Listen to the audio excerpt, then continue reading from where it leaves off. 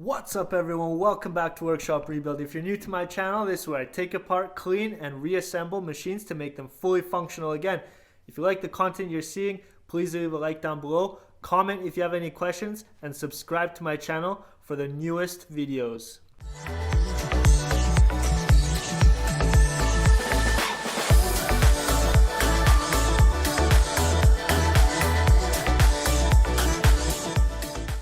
So I was looking everywhere on the internet for a replacement clutch. I did not have any success doing that, so I had to opt for a remanufactured clutch, or basically bringing this clutch in to the local clutch dealer and just getting that resurfaced, and one plate I believe was also exchanged, so I'll give you a close-up on that and then we'll go from there. Right here in front of me I have the assembly with the fiber plates and pressure plates. Once this is activated by the lever, the power will get transmitted through this shaft right here, allowing these plates to compress, and the fiber plates will do their job on compressing the pressure plates that are in between. So what happened right here, if you guys can see on this side right here, this fiber plate right here has been renewed, and in this whole stack we have 4 fiber plates and I believe 5 pressure plates.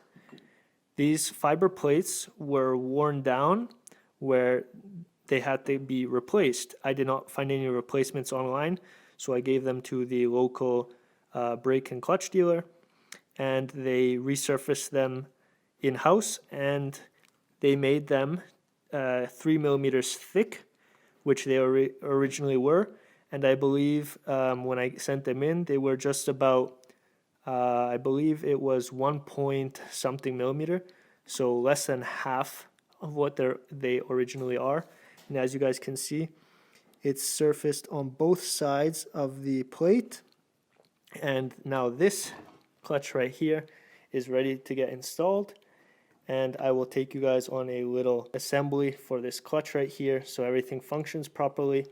And once this is installed, we can then install the back brake and the linkages to this clutch. Right in front of me here I have the assembly with the pressure plates and with the fiber plates, which I will be inserting first.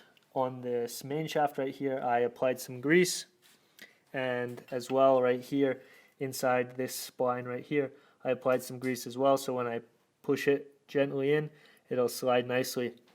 So before I put this in, I want to make sure that all these fiber plates and the fins on the top are all in line, and then I can gently push it in, making sure that none of these touch the outside there.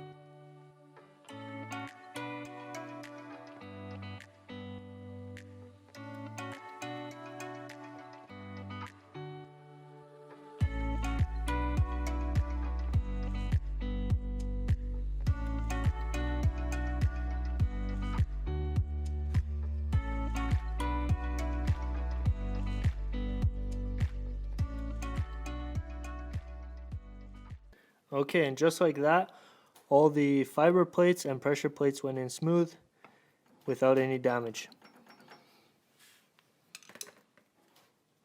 Now for the next step, I will be taking this gasket right here and this cover right here with the bearing on the inside and the lip seal on the outside, and I'll be carefully placing it over this existing shaft right here and aligning the pin right here towards the top, and on both sides of this gasket right here I will be using the UTV sealant on both sides as well.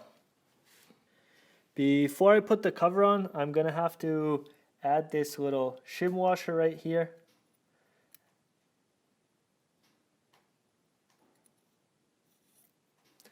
and now I can put the cover on. What I just did, I applied some grease to that shaft right there and to the inside of this seal, and now I can push it on gently, making sure that the lip doesn't fold over.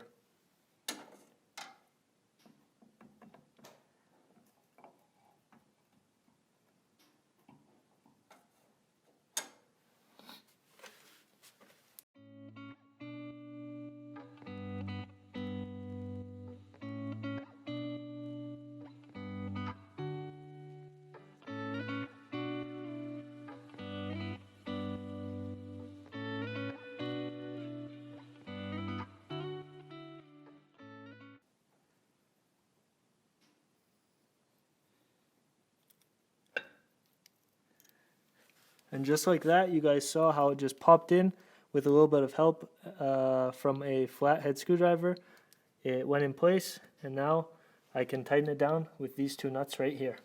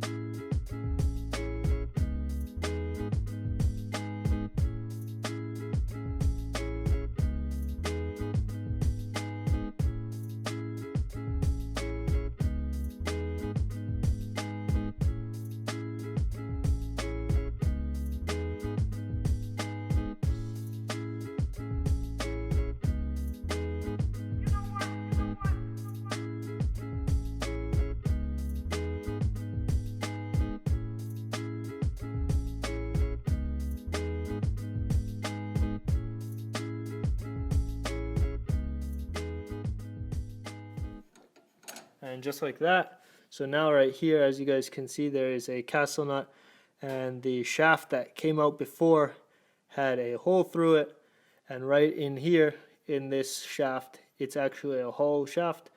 I inserted a 3D printed plug, but now what I'm going to have to focus on is adjusting this properly, so then when I put the pin up here, everything goes smooth and that the rollers don't get stuck. So that's my next step. So what I have right in front of me here is the radiator, the fan guard right over here, and this piece right here. This piece of rubber right here, I cut to size and I punched out 2 holes that will sit underneath the radiator, so it is a little bit dampened when it sits on the frame. So I'll go ahead and mount that, and then mount this guard with 4 bolts. So let's get at it.